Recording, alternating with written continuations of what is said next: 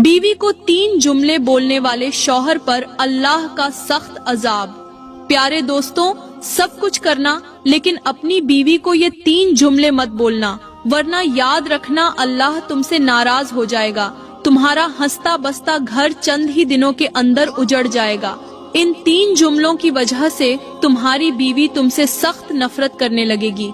जो शौहर अपनी बीवी को ये 3 जुमले बोलता है उस पर अल्लाह का कहर जरूर पड़ता है। अल्लाह ताला उसकी जिंदगी परेशानियों और अंधेरों से भर देता है। अल्लाह ताला उसको नेस्त और नाबूद कर देता है। किस वजह से? 3 जुमले बोलने की वजह से। वो अगर सारी जिंदगी भी तौबा करता रहे तो भी अल्लाह उसे माफ नहीं करेगा। जब तक उसकी बीवी उसे माफ न करे तब तक उसकी कोई भी नेकी कबूल नहीं होती। वो सारी जिंदगी रोता है, चीखता है, चिल्लाता है, लेकिन उसकी ये हालत देख कोई भी उसका साथ नहीं देता। कोई उसकी गिड़गिड़ाहट सुनने वाला नहीं होता। यहाँ तक कि उस वक्त अल्लाह की रहमत भी उससे मुंह मोड़ लेती है। प्यारी बहनों, आज की वीडियो आपके शौहरों को इतना बड़ा सबक देगी कि वो सारी जिंदगी आपको कभी भी ये 3 जुमले बोलकर परेशान नहीं करेंगे। आपकी जिंदगी में सुकून आ जाएगा। लेकिन शर्त ये है कि इस बयान को आखिर तक गौर से सुने। अगर आप चाहती हैं कि आपका शौहर आपका दिल न दुखाए, आपके सामने वो जुमले न बोले जो आपको अजियत देते हैं, तो फिर ये बयान अपने शौहरों को एक बार जरूर सुनाएं, क्योंकि इस बयान को मुकम्मल सुनने के बाद आपका शौहर आपसे मुआफी मांगने पर मजबूर हो जाएगा। सबसे पहले मैं एक मौलवी साहब का इबरतनाक वाकया सुनाऊंगी, जिसने अपनी बीवी को 3 जुमले बोले थे और फिर उसका हश्र क्या हुआ। तवज्जो के साथ सुनिए।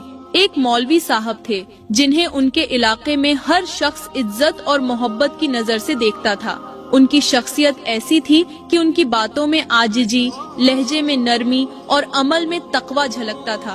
उन्होंने अपनी पूरी जिंदगी नमाजों की इमामत करते हुए गुजारी। उनके पीछे लोग इस तरह नमाज पढ़ते जैसे किसी अल्लाह के खास बंदे के पीछे खड़े हों।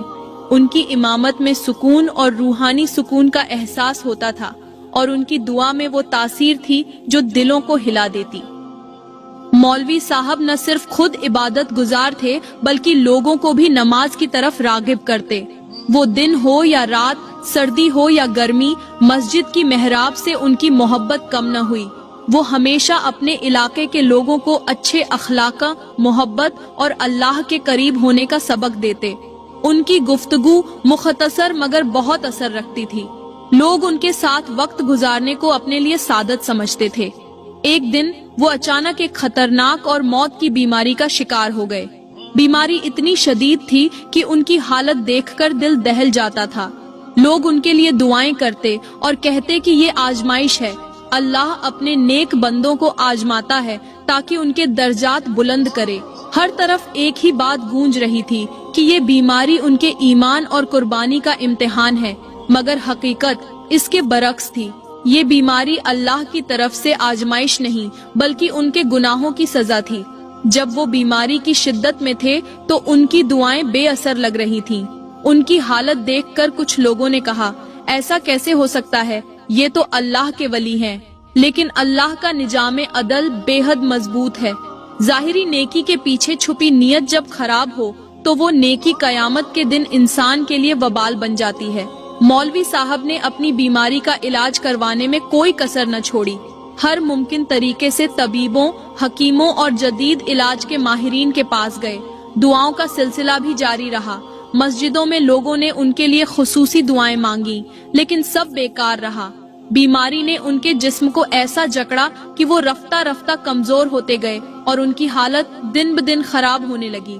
फिर वो दिन आया जब मौत का फरिश्ता उनके पास पहुंच गया। कमरे में एक खामोशी छा गई और वो मौलवी साहब जिन्होंने अपनी जिंदगी में बेशुमार लोगों को नमाज पढ़ाई थी, अब अपने आखिरी लम्हात गुजार रहे थे। उनकी जबान पर दुआएं थीं, लेकिन दिल में एक खौफ, एक थरथराहट थी। जब मौलवी साहब की मौत का वक्त करीब आया तो कमरे में मौजूद लोग उन्हें देखकर हैरान रह गए। उनका खूबसूरत और नूरानी चेहरा अचानक बदसूरत होने लगा। चमड़ी धुंधला गई, आंखों की चमक खत्म हो गई और चेहरे पर खौफनाक असरात नुमायां हो गए। लोग सकते में आ गए कि ये क्या हो रहा है। वो चेहरा जो नेकी और इबादत की अलामत समझा जाता था, अब एक इबरत का निशान बन चुका था। आखिरकार उन्होंने आखिरी सांस ली और उनका जिस्म दुनिया से रुखसत हो गया। लोग उनकी मौत पर गमगीन हुए, दुआएं की और कहा वो बहुत नेक इंसान थे, लेकिन हकीकत तो सिर्फ अल्लाह ही जानता था।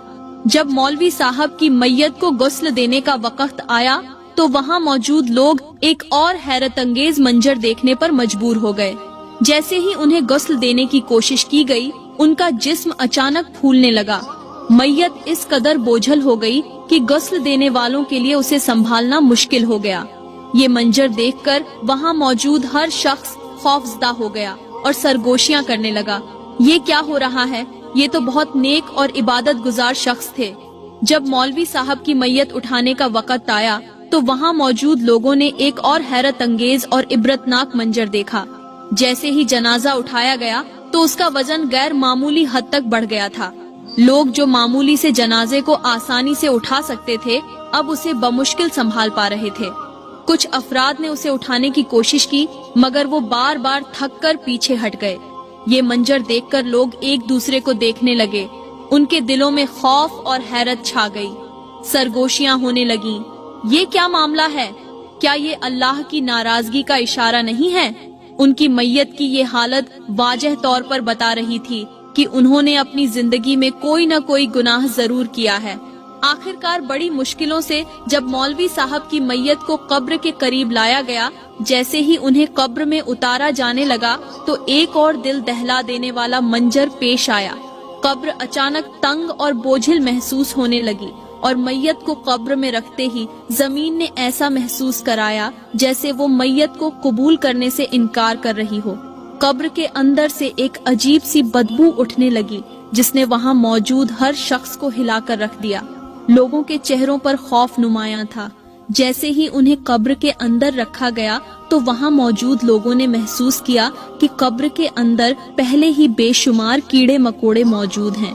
ये कीड़े इस तरह हरकत कर रहे थे जैसे वो पहले से किसी शिकार का इंतजार कर रहे हों। कब्र के अंदर अजीब सी गर्मी की शिद्दत महसूस हो रही थी, जैसे वो जगह आम जमीन का हिस्सा न हो बल्कि किसी अजाब का नमूना हो। लोग जो पहले ही मौलवी साहब की बीमारी और मैयत की हालत देखकर हैरान थे, अब इस मंजर से पूरी तरह खौफजदा हो गए। जल्दी जल्दी मौलवी साहब की तदफीन मुकम्मल की गई, क्योंकि कोई भी वहाँ ज्यादा देर रुकने की हिम्मत नहीं कर पा रहा था। जैसे ही तदफीन खत्म हुई, लोग बिना एक दूसरे से कुछ कहे तेजी से कब्रिस्तान से निकलने लगे। कुछ के चेहरे जर्द थे और कुछ के दिलों में गहरी खामोशी और खौफ छाया हुआ था। अब लोग खौफ और हैरत के साथ सीधे उनकी बीवी के पास पहुँचे। सबके दिल में एक ही सवाल था, आखिर मौलवी साहब जो इतने नेक और इबादत गुजार दिखाई देते थे, वो कौन से ऐसे गुनाह करते थे जिनकी वजह से उनका अंजाम इतना इबरतनाक हुआ। एक शख्स ने हिम्मत करके उनकी बीवी से पूछा, हमें सच बताएं, क्या मौलवी साहब के किरदार या आमाल में कुछ ऐसा था जो हम नहीं जानते? आखिर वो कौन से ऐसे गुनाह करते थे कि उन्हें इबरत का निशाना बनाया गया? ये सुनते ही उनकी बीवी ने सर झुका लिया और आंखों में आंसू भरकर बोली, वो बजर में बहुत नेक थे, लेकिन उनकी नेकी सिर्फ लोगों को दिखाने के लिए थी।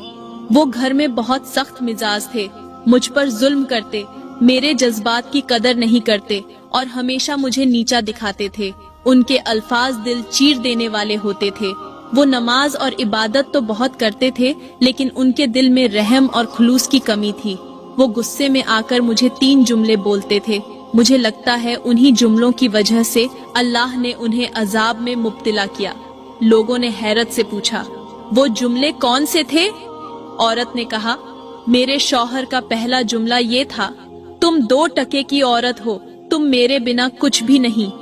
इस जुमले से उसके अंदर का तकब्बुर वाजह होता था। वो अपने बराबर किसी को नहीं समझता था, यहाँ तक कि अपनी बीवी को भी नहीं। वो सिर्फ नाम कमाने के लिए नमाजें पढ़ाता था, लेकिन उसका अंदर काला सियाह था।